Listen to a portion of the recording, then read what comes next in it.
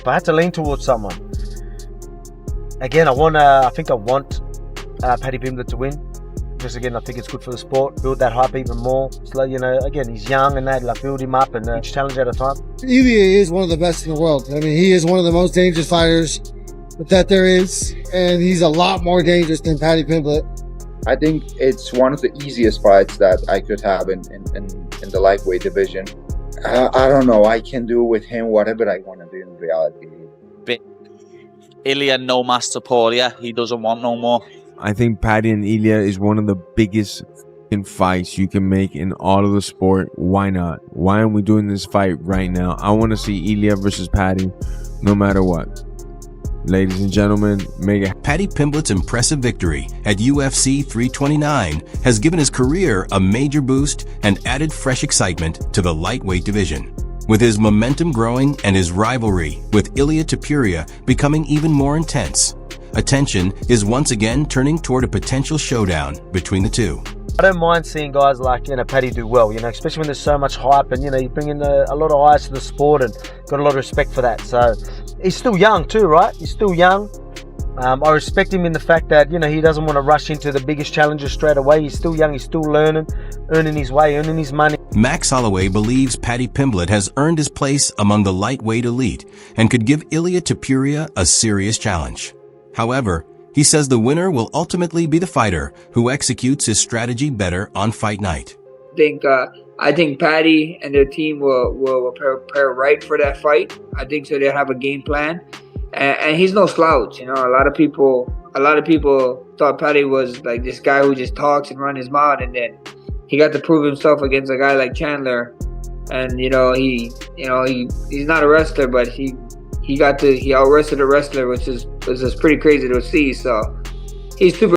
Michael Bisping believes a fight between Ilia Topuria and Paddy Pimblett could become a massive UFC event. Their genuine hostility, long-running rivalry, and star power make this far more than an ordinary matchup, giving the UFC a fight with huge attention and entertainment value. And there's two fighters like this with such high profiles like Paddy Pimblett and Ilia Topuria. And there's that much tension, that much beef, that much drama, that much old school footage that they can use, not only squaring up inside the octagon, but at UFC London when they were talking and had to be separated by security. I heard stories of them almost getting into fights in the hallways and stuff like that, but there was no cameras rolling. Of course, there was a few water bottles thrown and stuff like that. There's always been heat and friction between the two of them, and now it's lining up absolutely perfectly for a blockbuster. Michael Bisping believes Paddy Pimblett has several major opponents available, including Justin Gaethje, Max Holloway, Ilia Topuria,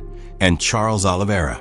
However, with Gaethje potentially involved in the title picture against Arman Tsarukyan, Bisping feels Paddy should look toward the other big-name matchups instead. Question is, who is Paddy Pimblett going to fight next? Because you can look at the UFC rankings and they all make sense. I mean, Justin Gaethje, a rematch there, yeah, sure. But I don't think it's going to be that one because Ali Abdelaziz, the manager of Justin Gaethje, he just came out and said that Justin Gaethje has been offered a fight and it's someone that he's never fought before. Well, he's fought Ilia Topuria, he just beat him. He's fought Charles Oliveira, he's fought Max Holloway, he's fought Paddy Pimblett. The only name that I haven't mentioned from the top 5 of the rankings is Arman Tsarukyan, who in my opinion is the rightful #1 contender. So it isn't going to be Justin Gaethje for Paddy Pimblett next. But don't worry, because there is nothing but a litany of challenges and people that he could go up against. And oh my God, he deserves them all. If it was a rematch with Justin Gaethje, I wouldn't care. Ilia Topuria, of course, they have so much history. They do not like each other. The chorizo,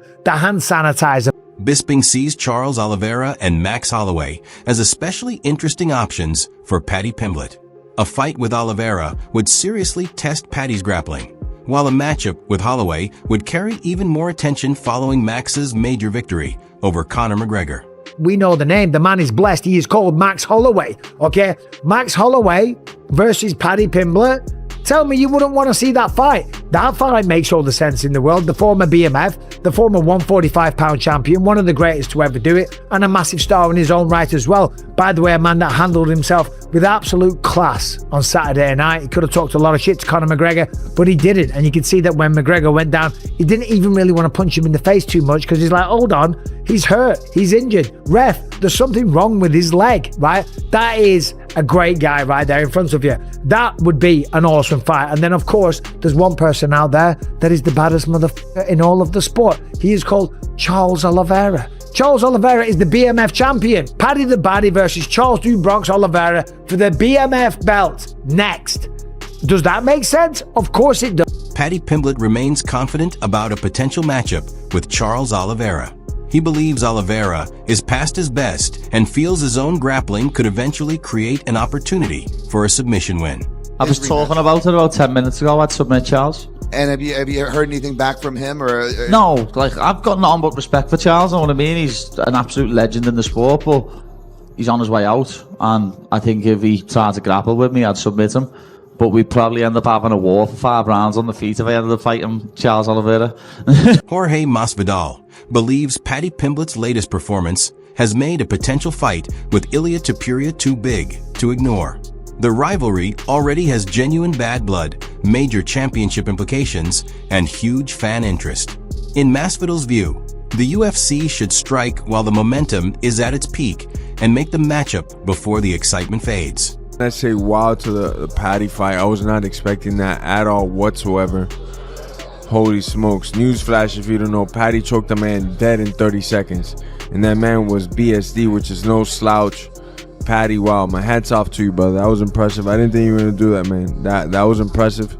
I think Paddy and Ilia is one of the biggest fights you can make in all of the sport. Why not? Why aren't we doing this fight right now? I want to see Ilia versus Paddy, no matter what.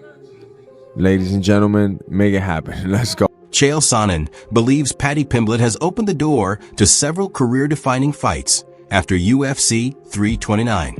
While a matchup with Max Holloway would be attractive, Sonnen sees Ilia Topuria. Paddy, you want to know a great fight that somebody in the know, I got to leave their name out, but somebody whose opinion matters just suggested? Max Holloway versus Paddy the Baddy. Now, I understand the recency bias on getting them together, but there's still a post-fight press conference. There's post-fight media. If those guys go out and find one another, right, I don't think it's a fight that the UFC is going to get going. Paddy the Baddy's already got his hands full. He got business with Arman Sarukian. He's got business with Ilia Topuria. Justin Gaethje mentioned last night, if you guys didn't see, that he has not yet decided if he's going to retire or continue to compete. I didn't even know that was on the table. I thought Gaethje was all in, but just imagine that Gaethje was to step aside. That puts the belt up at a vacated standpoint. 2 athletes are going to be asked to come forward. I have to assume Paddy is one of them. Or Arman Sarukian as more logical options given the current lightweight landscape. He also believes Paddy could move into the title conversation sooner than expected if the division's circumstances shift in his favor. This was hot, man. Paddy the Baddy is nobody's fool. I think that you guys are seeing that now, but a lot of you guys were like me. You thought that this was a kid that said funny things with a weird hairdo. This is a regional fighter. He doesn't take it too serious. He blows up. He goes from Paddy the Fatty to Paddy the Baddy. He doesn't do that anymore. Rashad Evans was just making a point. Rashad had talked to people in his camp. Paddy's not blowing up in between fights anymore. Paddy's been out with injury. Paddy's last contest was a long, drawn-out, 25-minute war. Think about him in this standpoint. If he uses this for what it should be, a springboard, he's already got his weight down. He's already in shape. He doesn't have to miss a week, 2, 3, 4 weeks of practice to heal his body. This literally is what dreams are. Chael Sonnen believes Paddy Pimblett has shown that he is more than just an entertaining personality. He credits Paddy for becoming more disciplined, maintaining his fitness consistently, and taking next UFC lightweight title fight is Arman versus Justin Gaethje, right? As we all have been saying, thought it would happen, man. Back when he got the Paddy fight, I was like, rightfully so. But is that it? Is that it? In my opinion, yes. Arman is going to be ready for the rematch. Arman is ready. I think Ilia is going to need some time to recover.